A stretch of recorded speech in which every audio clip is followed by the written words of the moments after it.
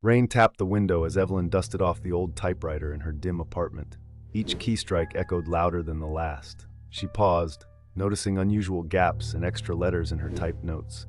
Reading aloud, coded words emerged. Meet midnight, Pier 7. Heart pounding, she returned the next night, the city wrapped in fog.